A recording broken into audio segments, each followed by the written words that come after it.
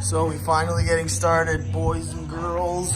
Finally, battery's dead as fuck. But yeah, so right now I'm gonna install the axle spacers. Hopefully that goes well. I feel like it's gonna be the biggest pain in the ass.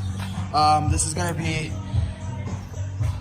is the second episode to trying to fit my wheels. I'm not gonna show you guys, but these are my wheels. Let's see if I can show.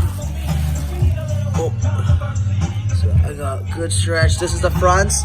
And I don't want to show you guys yet. Rears are 13 inches wide. Got that Sudani stretch on them. Yeah, I'm not going to show you guys what wheels they are, but yeah, this is going to be a series where I fit these wheels on there, and hopefully it goes well. We're going to do as much modifications as I can to try to fit these wheels, going to camber them in, and the reason why, mostly for Nissans, why we install axle spacers. Reason why we install axle spacers is if you go to GK Tech, actually, these guys are the ones that sell them. They're mostly for Nissan vehicles. If you go on the website, they show mostly for Nissans. They're just these little plastic things where you have to take off the hub and everything, and then you install this on the axle behind the hub.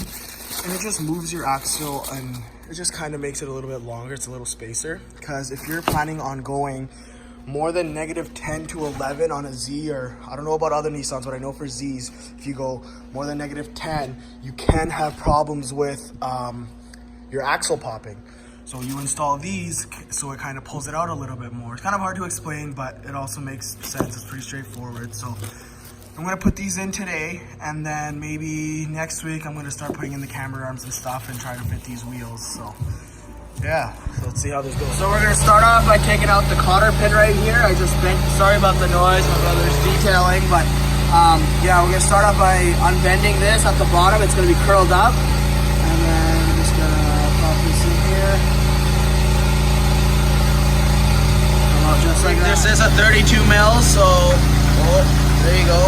Oh wait, yeah, 32 mil. So we're gonna start by taking that off. What I also did, guys, I needed to take my coilover off anyway, so I took the coilover off, and you probably will need to too, just so you can get that sag to get the axle out, because that's what you're gonna need to do to put the axle spacer in. I unbolted the spring bucket. I'm taking that out because that's what the toe arm replaces. So I'm gonna take that out. What else you have to do is take off the traction arm, which is this. Oh man, something fell. I don't know what, but yeah. So the traction arm you have to take off, which is that one with a wrench on it.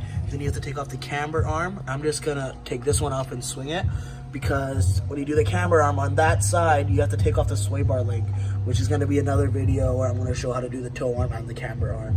So yeah, I'm gonna try to get these nuts off now.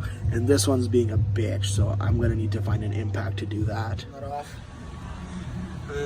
Got the camber bolt off, got the traction arm off. Now we're just gonna take it down.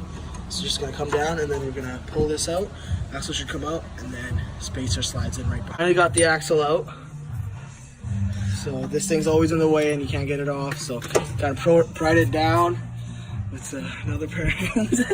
Finally got down, just have to, also put the e-brake down. Do not keep the e-brake up, because this line will hold it back. And then if you put the e-brake down, it'll give it a little bit more slack here, and then you can pull this out. Got it out. Axle spacer. Right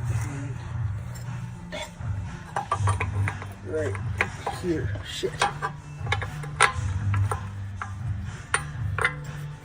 Back. Hold this.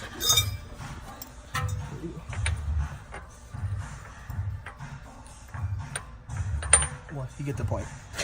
It sits right there. This side took no work at all. We got the axle spacer in there. We're gonna install the toe arm and camber arm now, which is the next video. So yeah, hopefully this helps you guys.